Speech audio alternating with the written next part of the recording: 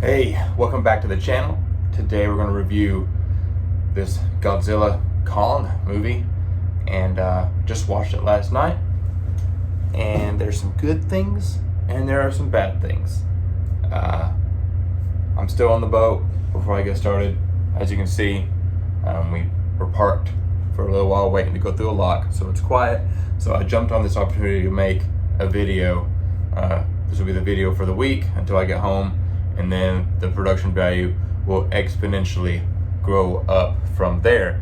But let's get to the review. I haven't seen the Godzilla movie, the second one, King of Beasts or King of Monsters or whatever that one is, and I've seen both the Kong movies. They were okay. This movie, I didn't have any expectations other than it was going to happen, at least a portion of it was going to be in Pensacola, which is where I call home. My first thing is when Godzilla comes out of the comes out of the water and starts destroying things. You see a skyline in the distance, a cityscape, if you will, of Pensacola. And Pensacola doesn't have those. It doesn't have a bunch of skyscrapers.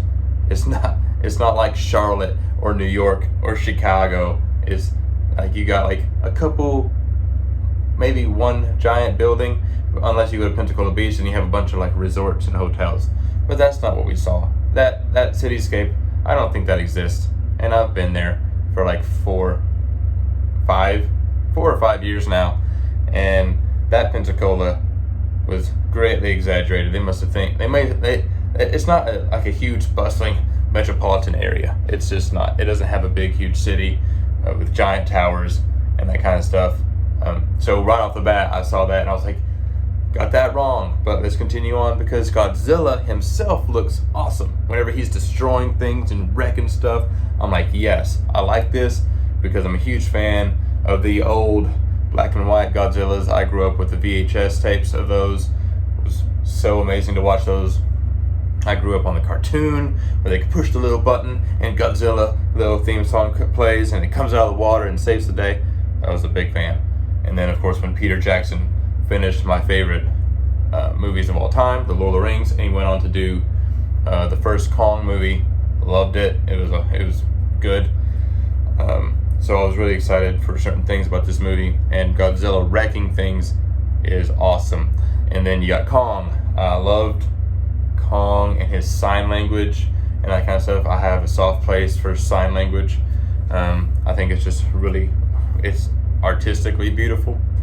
And watching Kong do that and watching Kong and Godzilla go back and forth and fight and destroy stuff is always cool. It's an easy popcorn flick. And the CGI in this it's like next level. It's so good that I feel like it was,